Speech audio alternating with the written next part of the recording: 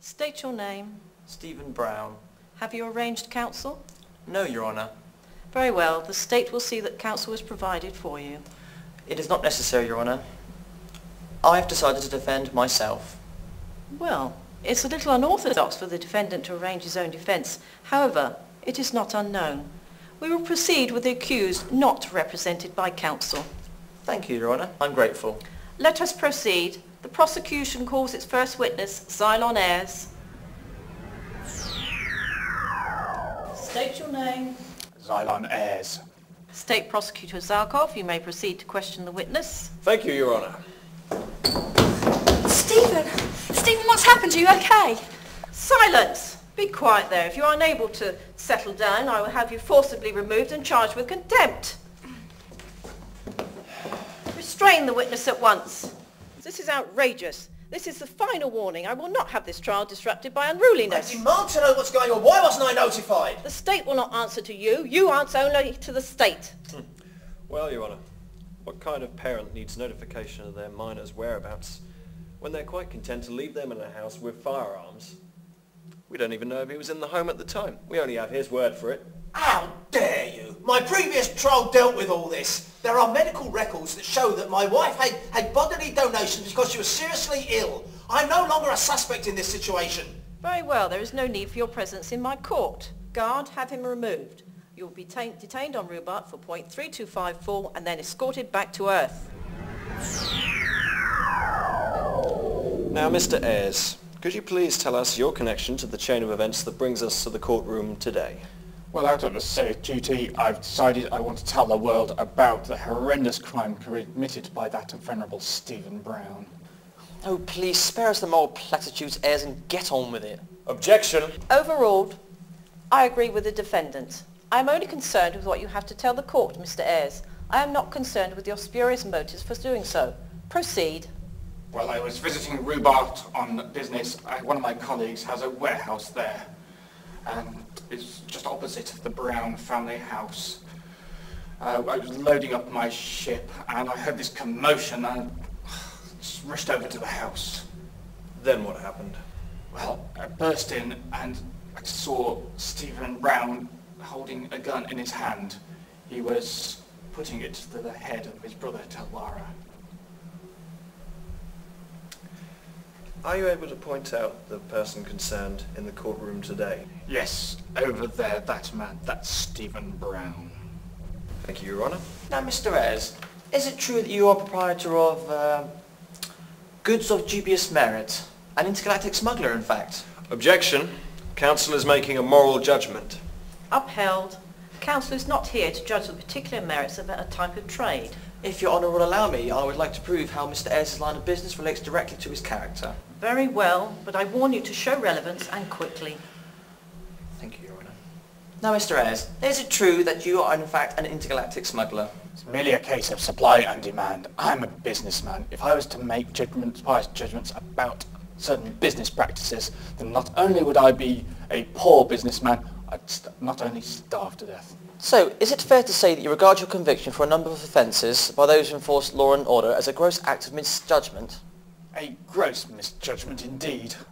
By the same token, we can see that you're willing to use a serious allegation against you when it suits you, Mr. Ayres. Happy to use the powers of the same institution that you despise so much. Well, Your Honour, he's putting words into my mouth. Be quiet. I want to see where this line of questioning leads.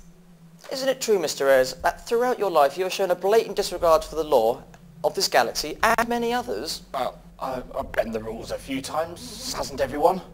Do tell me, does this bending of the rules apply to a murder case if the outcome suits your purpose? And my purpose being? The death of Stephen Brown, who could so easily obstruct your line of business and many of your contacts. That's just speculation, and that's up to you. That will be all. The witness may stand down. Now will the accused take the stand? Please state your name. Stephen Brown. Well, Mr. Brown, is it true that you have a high regard for law and order? I object. That's a leading question. Upheld. Please rephrase your question, Mr. Zarkov. Do not mislead the witness by making statements. Stick to questions. You're known throughout the galaxy as an upholder of justice.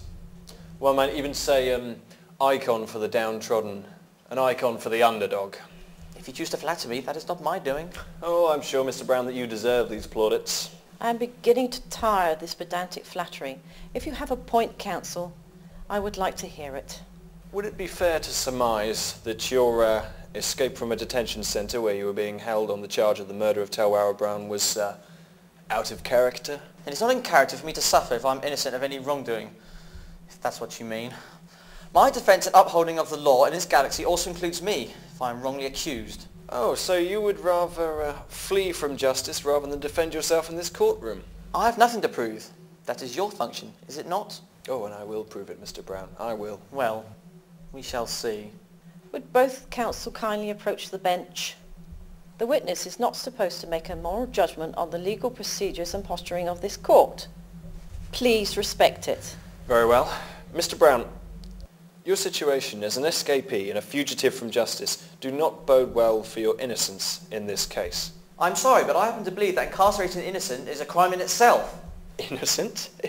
Innocent? Only the guilty run from justice, Mr. Brown. Are you trying to tell me that the eyewitness account given in this court is just a dream? A fantasy? I must admit, it is hard for me to explain. It was a long time ago. I'm not really sure about what happened. Maybe I did murder my brother. Maybe I did murder Talwara. So you admit to it? You admit to the crime? No, I just don't know. Please help the defendant from the stand. In the light of his condition, the court is now adjourned. We shall proceed tomorrow.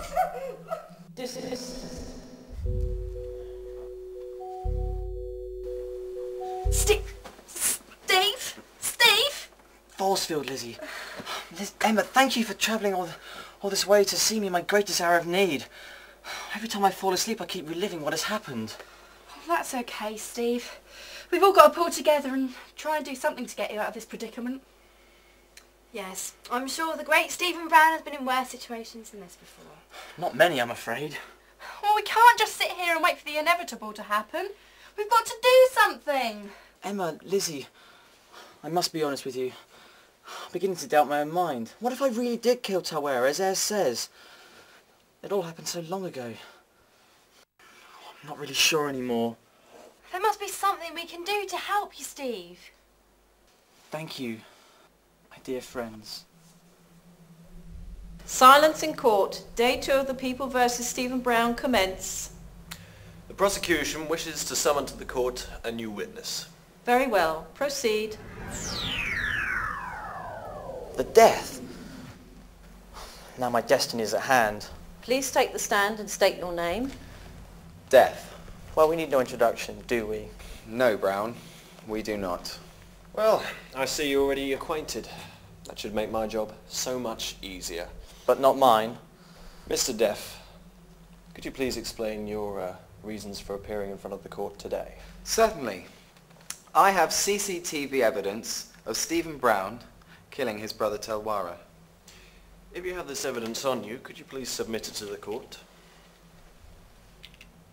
Let the record know that this video cassette is Exhibit A. This footage is a forgery. This is appalling. Do you think that I, Stephen Brown, would murder my own brother?